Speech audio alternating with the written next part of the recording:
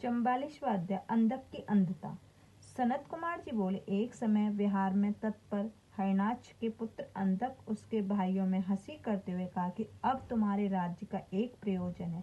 तुम्हारे पिता हरिनाक्ष तो मूर्ख था, जिसने शिव जी की तपस्या में तुम्हारे जैसे नेत्रहीन विकृत रूप प्राप्त किया है। तुम राज्य पाने के योग्य कदापि ना हो सकते। भला कहीं दूसरे उत्पन्न हुआ पुत्र राज्य में भाग पा सकता है, इसको तुम स्वयं विचार करो। राज्य के अधिकारी तो हम लोग हैं। सनत कुमार कहते हैं, जब उन भाइयों ने उस प्रकार की बातें कही तो उसे सुनकर अंधक ने स्वयं अपनी बुद्धि से विचार किया। दीन के अनेक वचनों से उन सबको शांत कर रात्रि में निर्जन वन में तप करने चला गया। वहां जाकर उसने 10,000 वर्ष तक मंत्र जपते तप करने के चला गया। जाकर उसने जपते हुए घोर तप किया। उस इतने पर भी कुछ परिणाम न निकला। तब उसने अपने शरीर की अग्नि जला देना चाहिए। जानकर देवताओं को बड़ा भय और आश्चर्य हुआ। उसने ब्रह्मा जी के पास जाकर बड़ी स्तुति की तो ब्रह्मा जी उसे वर देने गए। कहा, हे दानव, मैं तुझ पर प्रसन्न हूँ, जो चाहे वर मांगो। उसने कहा, मेरे निष्ठुर भाइयों ने मेरा राज्य छीन लिया, अतः वे प्रहलाद सब मेरे भक्त हो जाएं, मुझे अंधे के दिव्य नृत्य हो जाएं, इंद्र आदि सब देवता मुझे कर देवे और कोई मुझे मार न सके, चाहे देवता गंधर्व यक्ष सिद्ध किन्नर मनुष्य नारायण सर्व में शंकर ही क्यों न हो।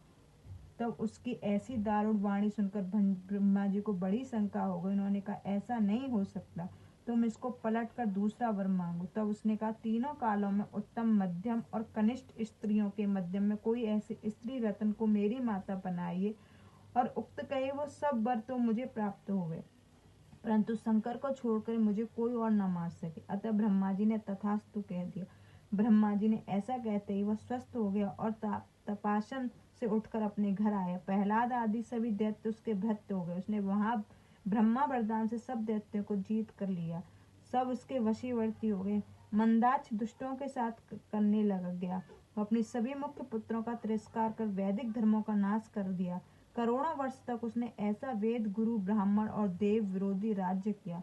धन की मांदता ने उसे कुमार्गी बना दिया। एक समय अपनी सेना से मंदराचल पर्वत पर गया तो वहां स्वर्णमयी शोभा से आकर्षक हो उसने अपना एक अद्भुत गृह निर्माण कराना चाहा तथा मंदिर के शिखर पर उसने यह इच्छा पूर्ण भी कर ली।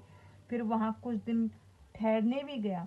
एक दिन उसके मंत्री ने आकर वहां स्थित सुंदर स्त्री का परिचय सुनाया और कहा कि वह परम सुंदरी परम तपस्विनी भी है।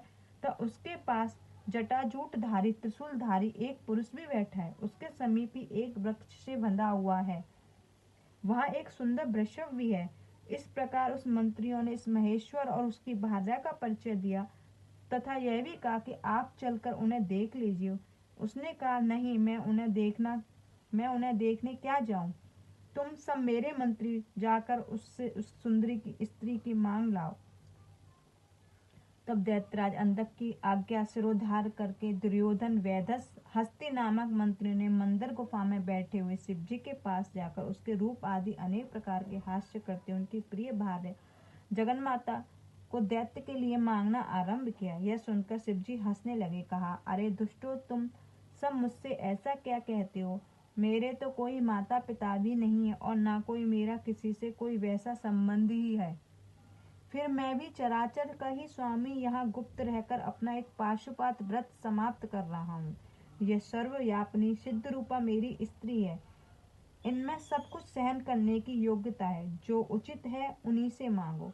ऐसा कह वे तपस्वी वेशधारी शिवजी चुप हो गए।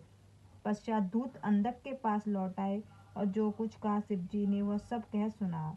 तब बहुत सी बातें बढ़ा चढ़ाकर सबने कही। उसे सुनकर बूढ़ बुद्धि दैत्य क्रोध से जल उठा।